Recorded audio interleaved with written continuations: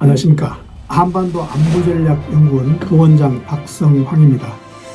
지금 지진에 대해서 계속 여러분들한테 말씀드리고 있는데 이것도 하나다의 기적인데 이것도 지진과 약간 연관성이 있습니다. 그래서 제가 여러분들한테 자연재해 극복 방법 중에 하나로서 지금 말씀드리고 있습니다. 1월 2일이죠. 하네다 공항에서 삿포로에서 도쿄로 오는 여객기, 착륙하는 여객기와 동경에서 이시카와 현으로 가는 해상보안청 항공기가 충돌을 했습니다. 해상보안청 비행기는 6명이 타고 있었는데 5명이 죽고 1명이 중상을 입고 여객기는 379명 전원이 무사하게 탈출을 했습니다.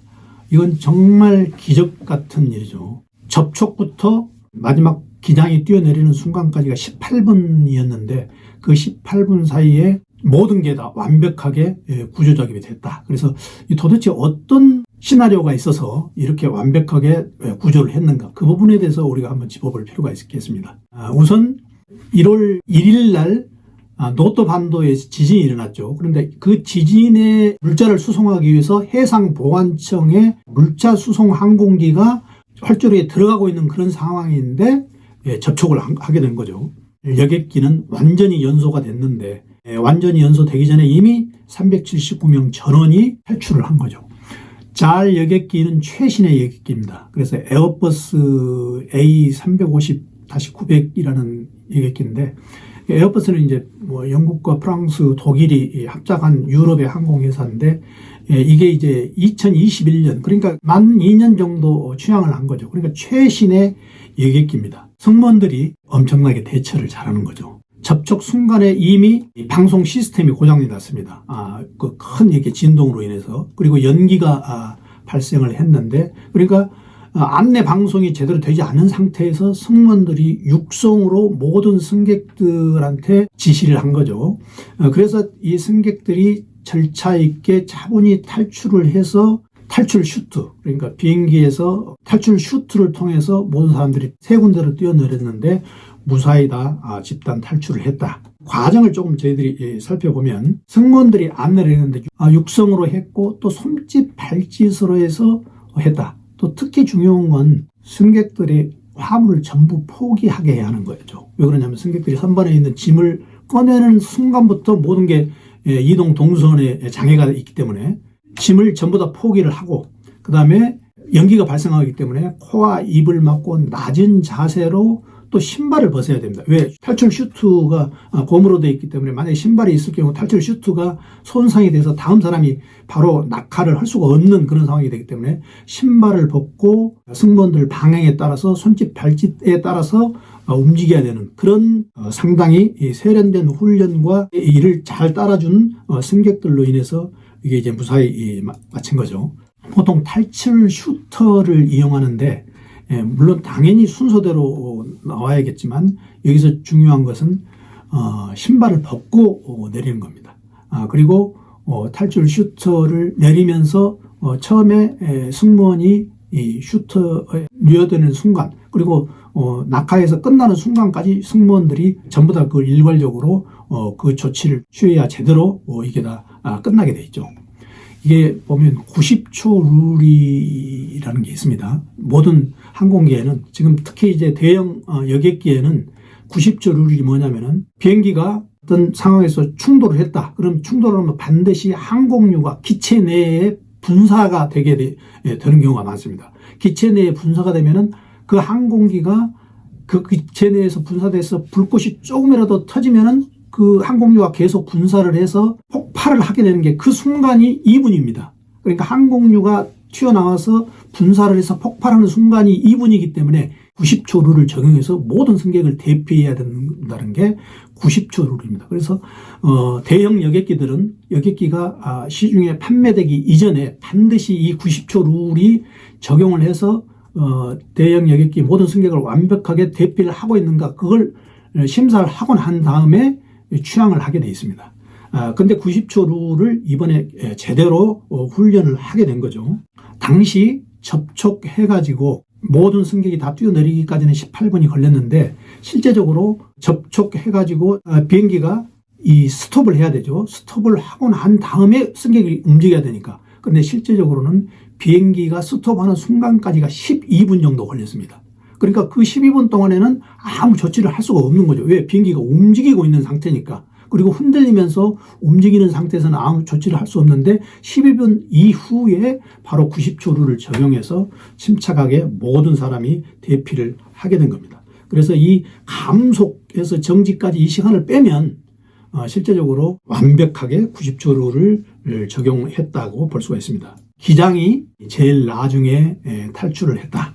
이건 우리가 뭐 타이타닉이나 외국의 항공 해상 사고를 보면 그런 게 알 수 있죠. 우리도 이와 같은 걸 좀 우리의 세월호 사건에서 우리가 이제 많은 그 반면 교사를 우리가 삼을 필요가 있습니다. 그래서 이제 이 여객기가 진화가 될 때까지는 8시간이 걸렸습니다. 그래서 동경에서 소방차가 63대가 동원이 됐다는 얘기가 있죠. 보시다시피 완전히 모기 한같이 비행기 잔해가 그대로 보일 정도로 완벽하게 날개를 제외하고는 다 전소가 된 거죠. 90초 룰을 적용한 거 이외에 또 하나 중요한 요인은 최신의 여객기이기 때문에 이 기체가 탄소 섬유 복합제입니다. 쇠보다는 무게가 4분의 1밖에 안 나간 대신에 쇠보다는 10배 강한, 그리고 400도 내지 1000도시에서만 불에 탈 수 있는, 그러니까 이런 특수한 복합제를 사용했기 때문에 이번에 그게 가능하지 않았나, 그렇게 또 분석을 하는 사람들도 있습니다. 그런데 우리가 일본의 지금까지 항공기 사고 역사를 보면은 1985년에 잘 추락 사건인데 이때 524명 승객 중에서 520명이 사망했습니다. 이게 이제 산에 추락한 장면인데 당시 동경에서 오사카로 가던 비행기인데, 잘 항공사는 이런 과거에 뼈아픈 기록이 있기 때문에 90초 룰을 승무원들한테 철저히 교육했다는 거죠.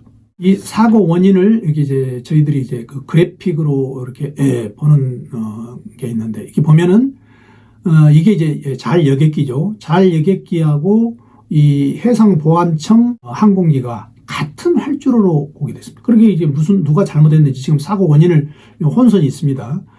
예를 들어서 관제사는 해상보안청 항공기가 잘못했다 얘기를 하고, 또 해보청 생존 기장은 관제사가 이륙을 허가를 했다고 하는데, 이제 지금 규명하는데 다소 시간이 좀 필요할 걸로 보이는데, 하여튼 이 사고 원인 규명을 분명히 해야 되죠. 당시에 기상적인 특이한 동요는 없었습니다. 예를 들어서 폭우나 천둥 이런 게 없었습니다. 그렇기 때문에 이거는 철저한 인재다, 이렇게 지금 평가를 하고 있습니다. 하네다 공항의 근본적인 문제점이 있습니다. 제가 동경에 근무할 때 제 집이 바로 하네다 공항 옆에 있었는데, 제 집이 한 40층 건물이어서 하네다 공항에 착륙하고 이륙하는 비행기를 눈앞에서 바로 볼 수가 있었는데 거의 줄을 서고 있습니다. 위에서 보면 이렇게 보이죠. 비행기들이 항로가 딱 일정하기 때문에 그 정도로 하네다 공항이 이 과밀 공항이다. 특히 국내선과 국제선이 지금 같이 있죠. 그래서 이 하네다 공항에 근본적인 문제점이 있습니다. 이 하네다 공항이 최근에도 사고가 있었는데, 작년 6월 10일 날 대만 에버항공과 태국 타이항공이 접촉한 사례가 있습니다.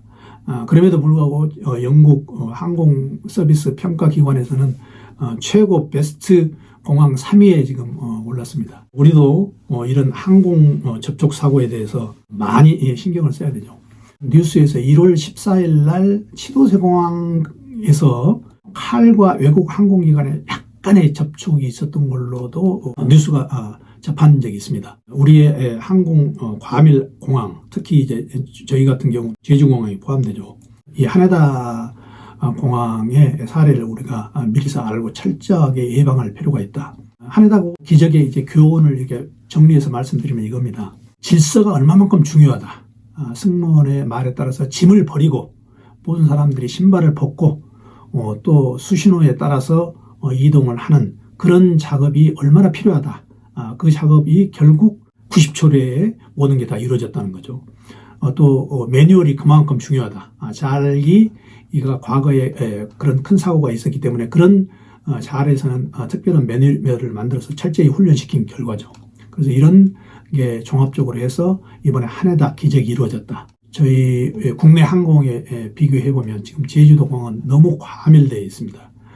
그래서 이런 하네다 기적 같은 그런 내용을 우리도 잘 이렇게 반면교사로 삼을 필요가 있습니다. 그래서 오늘은 하네다 기적에 대해서 말씀드렸고, 다음 유튜브에서는 종합해서 앞으로 일본이 어떤 큰 지진이 더 올 것인가, 그리고 또 한국 동해안에서 우리가 어떻게 피해가 올 가능성이 있는가, 거기에 대해서 집중적으로 말씀드리겠습니다. 시청해주셔서 고맙습니다.